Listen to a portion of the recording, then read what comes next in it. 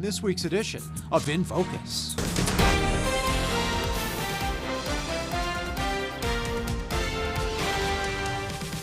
Another busy week in the news. Donald Trump's trial continues in New York as the Supreme Court discusses whether the former president has any legal immunity. This as President Biden signs into law a congressional aid package for Israel and Ukraine, among others. And that vote in D.C. also had an impact on our race for governor because it happened to take place the same night as the final debate amongst the Republican candidates for governor, which meant there were 5 candidates on the stage instead of 6, with Senator Braun in D.C. for that vote, a decision his opponents criticized. Our Scarlett O'Hara was at the debate on Tuesday. With 2 weeks standing between the primary election and this debate, 5 of the 6 Republican candidates for governor have just made their final pitches to Hoosier voters. To each of you, you'll have 30 seconds. In one of the most contentious discussions of the night, candidates describe the role the Indiana Economic Development Corporation should play in the next administration.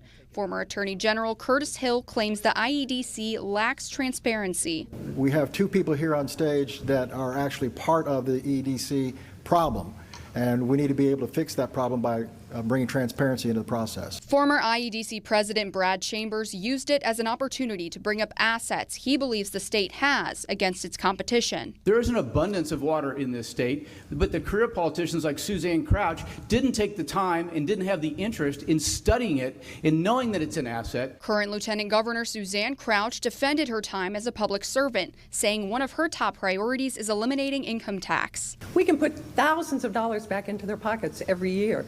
Now, my opponents will scream bloody murder and say we can't do it, but that money's yours, not theirs. When asked about the impact of social policies on economic development, all candidates brought up the idea of families coming first and preserving conservative values, including Jamie Rittenauer. We need to support our families. We all know that the reason why we are where we are right now is because there is a crisis in the family. The family is broken.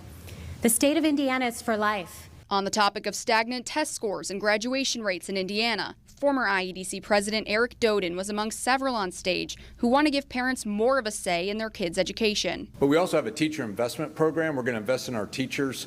We have a teacher crisis, especially in our small towns, and this teacher investment program goes right to the teachers. Because U.S. Senator Mike Braun was unable to participate in the debate, he's encouraging voters to visit his website and read his Freedom and Opportunity Agenda and Public Safety Plan. And that was Scarlett O'Hara reporting. Now, this week I spoke with candidate Curtis Hill, the former Attorney General, who Republicans voted out at their convention in 2020. He's been a distant 5th in the polls, and this week he was highly critical of Tuesday's debate and of Senator Braun's decision to stay in Washington. The debate was an important last opportunity for voters to get a real good, solid look at the candidates, and I thought that Mike Braun did a disservice to the public by not being there. Certainly he can suggest that he had business in Washington, D.C., but just a few weeks ago, there was an important vote in Washington, D.C., and he chose to skip it for a fundraiser. So I think it establishes his priorities. And as far as the debate format goes, I was very disappointed at the lack of organization and the effort of the moderator to interject himself into the proceedings.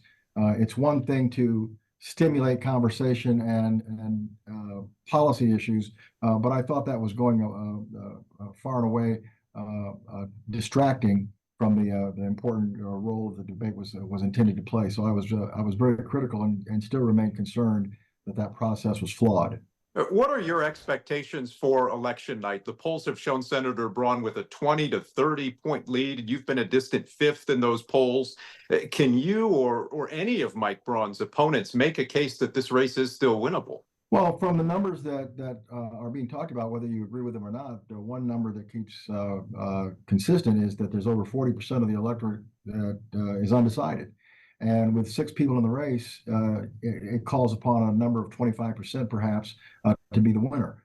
I think there's been a lot of information coming out about Mike Braun, his support for Black Lives Matter, his reluctance to support police among them. So I think that there's still room to grow in terms of this campaign. 40%, if we have 40% undecided, it's really anybody's ballgame. All right, my interview there with Curtis Hill. As for Braun's decision to miss the debate, in a statement this week, Braun said, "I was looking forward to sharing my vision with Hoosiers, but Chuck Schumer called the Senate into session. I'm in D.C. voting no on a bill to send $95 billion of your money overseas instead of securing our open southern border," Braun said. The Crouch campaign said as Governor Suzanne Crouch promises to spend more time in Washington, Indiana than Washington, D.C., adding Braun skipped a key budget vote to attend a fundraiser, but now suddenly realizes he needs to do his job. The Chamber's campaign piling on as well, saying he'll skip votes in D.C. to collect checks at a fundraiser, but then use votes to skip a debate and hide from voters. Now, while Braun voted against that aid package this week, Indiana Senator Todd Young voted in favor of it. The aid package for Israel and Ukraine and others is something a number of congressional candidates have also been asked about.